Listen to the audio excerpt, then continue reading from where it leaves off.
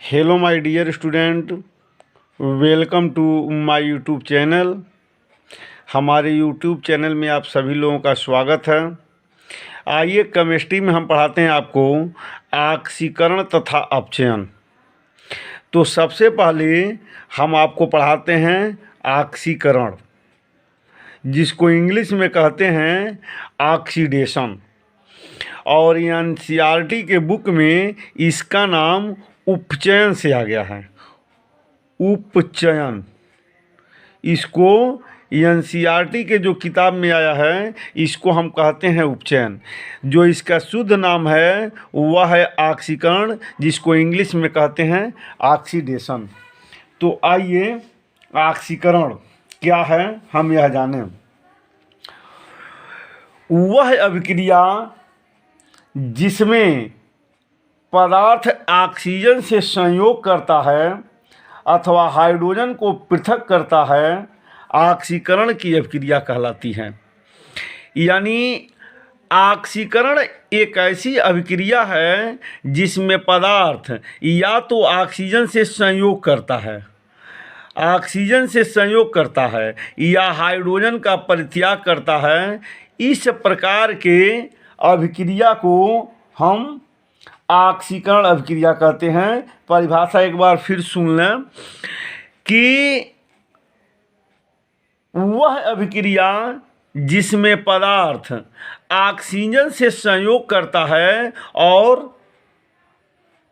Hydrogen को पृथक करता है, या ऑक्सीजन को से संयोग करता है अथवा हाइड्रोजन को पृथक करता है, इस प्रकार के अभिक्रिया को हम ऑक्सीकरण अभिक्रिया कहते हैं। जैसे हम देखते हैं, कॉपर ऑक्सीजन से संयोग करता है और बनाता है कॉपर ऑक्साइड। यहाँ पर दो, यहाँ पर दो। अब चूंकि यहाँ पर कॉपर का ऑक्सीकरण हो रहा है, इस अभिक्रिया में कॉपर का ऑक्सीकरण हो रहा है। इसी प्रकार सल्फर ऑक्सीजन से संयोग करके बनाता है सल्फर डाइऑक्साइड। इस अभिक्रिया में सल्फर का ऑक्सीकरण हो रहा है। हाइड्रोजन ऑक्सीजन से अभिक्रिया करके जल का निर्माण करता है, H2O का निर्माण करता है। यहाँ पर बैलेंसी सही कर लें। तो इस अभिक्रिया में कॉपर का ऑक्सीकरण हो रहा है, इसमें सल्फर का ऑक्सीकरण हो रहा है और इसमें हाइड्रोजन का ऑक्सीकरण हो रहा है। तो कहने का मतलब यह है कि जिस रासायनिक अभिक्रिया में पदार्थ ऑक्सीजन से संयोग करता है, वह रासायनिक अभिक्रिया ऑक्सीकरण की अभिक्रिया कहलाती है। जैसे मान लीजिए, मैग्नीशियम ऑक्सीजन से संयोग करके बनाता है मैग्नीशियम ऑक्साइड। ये दो हो गया, इसमें मैग्नीशियम का ऑक्सीकरण होता है। तो ऑक्सीकरण अभिक्रिया में पदार्थ में ऑक्सीजन की वृद्धि होती है अथवा हाइड्रोजन की कमी भी हो सकती है। तो यहाँ पर ऑक्सीजन की वृद्धि ही दिखाई गई है। यहाँ कॉपर में ऑक्सीजन की वृद्धि होती है तो कॉपर ऑक्साइड, सल्फर में ऑक्सीजन की वृद्धि होती है तो सल्फर डाइऑक्साइड, हाइड्रोजन में ऑक्सीजन की वृद्धि होती है तो जल, मैग्नीशियम में ऑक्सीजन की वृद्धि होती है तो मैग्नीशियम ऑक्साइड, कार्बन ऑक्सीजन से क्रिया करता है तब बनता है कार्बन डाइऑक्साइड। यानी इसमें कार्बन, यानी इस अभिक्रिया में कॉपर का, इस अभिक्रिया में सल्फर का, इस अभिक्रिया में हाइड्रोजन का, इस अभिक्रिया में मैग्नीशियम का और इस अभिक्रिया में कार्बन का ऑक्सीकरण होता है। तो वह रासायनिक अभिक्रिया अथवा यह कह लें हम कि ऐसी अभिक्रिया जिसमें पदार्थ में ऑक्सीजन की वृद्धि होती है, वह अभिक्रिया ऑक्सीकरण की अभिक्रिया कहलाती है। अब आइए, यह आपकी ऑक्सीकरण की अभिक्रिया हो गई। अब दूसरा है अपचयन। अपचयन की अभिक्रिया क्या है? तो हम लिखते हैं अपचयन।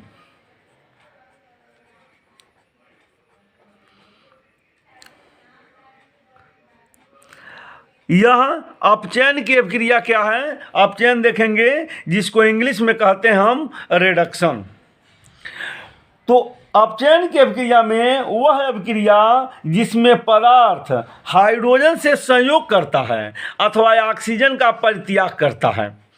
पदार्थ हाइड्रोजन से संयोग करता है या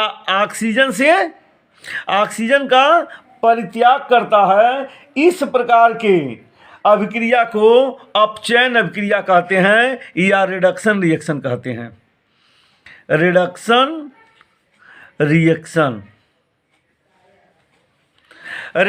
रिएक्शन कहते हैं या अपचयन अभिक्रिया कहते हैं।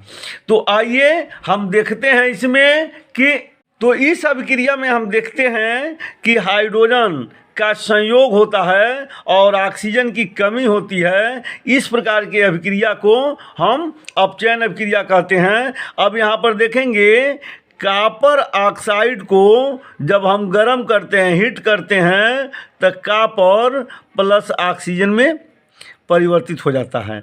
अब यहाँ पर कॉपर ऑक्साइड का अपचयन हो रहा है। किसका अपचयन हो रहा है? कॉपर ऑक्साइड का अपचयन हो रहा है। इस रासायनिक अभिक्रिया में कॉपर ऑक्साइड का अपचयन हो रहा है। अब H2O जल है। जल को जब इलेक्ट्रिक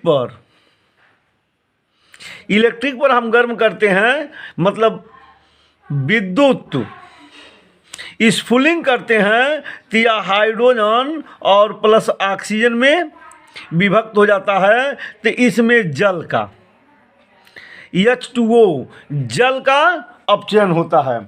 तो इस प्रकार तमाम सारी ऐसी अभिक्रियाएं हैं कि जिसमें हमारा रिडक्शन होता है अथवा रिडक्शन होता है, अपचयन होता है। क्योंकि यहाँ बताया गया है कि या तो हाइड्रोजन से संयोग करता है अथवा ऑक्सीजन का परित्याग करता है। अब जैसे मान लीजिए सोडियम है, हाइड्रोजन से संयोग करके बनाता है सोडियम हाइड्राइड। अब यहाँ पे हाइड्रोजन की वृद्धि हो रही है, तो इसमें सोडियम का अपचयन हो रहा है। यह सोडियम का अपचयन हो रहा है। तो इस प्रकार के अभिक्रिया को हम अपचयन अभिक्रिया कहते हैं। यानी ऐसी अभिक्रिया जिसमें पदार्थ में या तो हाइड्रोजन की वृद्धि होती है अथवा ऑक्सीजन की कमी होती है, इस प्रकार के अभिक्रिया को हम अपचयन अभिक्रिया कहते हैं। अब कुछ अभिक्रियाएं ऐसी होती हैं जिसमें ऑक्सीकरण और अपचयन दोनों अभिक्रिया साथ साथ होती है। उसमें ऑक्सीकरण की भी अभिक्रिया होती है और अपचयन की भी अभिक्रिया होती है। यह दोनों अभिक्रिया साथ साथ होती है। तो इस प्रकार के अभिक्रिया को हम रेडॉक्स अभिक्रिया कहते हैं, जिसको ऑक्सीकरण अपचयन अभिक्रिया कहते हैं। यानी कुछ अभिक्रियाएं ऐसी होती हैं जिसमें ऑक्सीकरण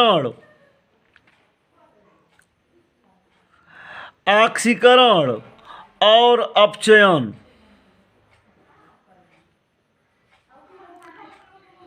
अपचयन दोनों साथ साथ होता है। इस प्रकार के अभिक्रिया को रेडॉक्स रिएक्शन कहते हैं, रेडॉक्स अभिक्रिया कहते हैं। इस प्रकार के अभिक्रिया को रेडॉक्स अभिक्रिया या रेडॉक्स रिएक्शन हम कहते हैं। अब यहाँ पर हम देखेंगे, कॉपर जल से अभिक्रिया करता है तो बनता है कॉपर ऑक्साइड प्लस H2। अब इस अभिक्रिया में आप देख लीजिए, यहाँ पर कॉपर में ऑक्सीजन की वृद्धि हो रही है, इसलिए कॉपर का ऑक्सीकरण हो रहा है, और जल में ऑक्सीजन की कमी हो रही है, इसलिए जल का अपचयन हो रहा है। इसका ऑक्सीकरण हो रहा है, इसमें ऑक्सीकरण हो रहा है, ऑक्सीकरण हो रहा है, और इसमें आपका अपचयन हो रहा है, अपचयन हो रहा है। तो इस प्रकार के अभिक्रिया को हम रेडॉक्स अभिक्रिया कहते हैं, अर्थात ऑक्सीकरण अपचयन अभिक्रिया कहते हैं। अब अगला उदाहरण हमारा है, जैसे मान लीजिए सोडियम H2O से अभिक्रिया करता है। तो जब सोडियम H2O से अभिक्रिया करता है तो NaOH और प्लस NaOH और प्लस H2 हाइड्रोजन गैस देता है। बैलेंसी सही कर लीजिए, यहाँ पर 2 कर लीजिए और 2 2 4, यहाँ पर 2 हो गया। अब इसमें देखेंगे तो इसमें ये अभिक्रिया रेडॉक्स अभिक्रिया है। क्यों रेडॉक्स अभिक्रिया है? ऑक्सीकरण की अभिक्रिया। इसमें देखेंगे तो ऑक्सीजन की वृद्धि हो रही है, सोडियम के साथ ऑक्सीजन लग रहा है तो ऑक्सीजन की वृद्धि हो रही है। और इसमें देखेंगे तो आपकी ऑक्सीजन की कमी हो रही है। इस अभिक्रिया में ऑक्सीजन की वृद्धि हो रही है और इसमें जल में हाइड्रोजन की कमी हो रही है। इसलिए यहाँ पर सोडियम का ऑक्सीकरण हो रहा है और जल का अपचयन हो रहा है। इस प्रकार यह बहुत ही इम्पॉर्टेंट रिएक्शन है। हम आपको बता दिए ऑक्सीकरण। तो ऑक्सीकरण ऐसी अभिक्रिया जिसमें पदार्थ में ऑक्सीजन में वृद्धि होती है, इस प्रकार के अभिक्रिया को ऑक्सीकरण अभिक्रिया कहते हैं। और ऐसी अभिक्रिया जिसमें पदार्थ में ऑक्सीजन की कमी होती है, इस प्रकार के अभिक्रिया को अपचयन अभिक्रिया और कहते हैं।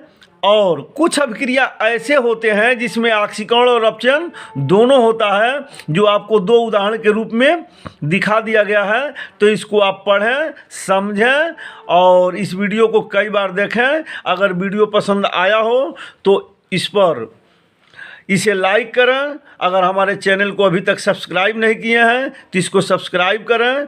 और अगर इस वीडियो में कोई कमी नज़र आ रही हो तो उसमें आप कमेंट बॉक्स में कमेंट करना न भूलें। Thank you.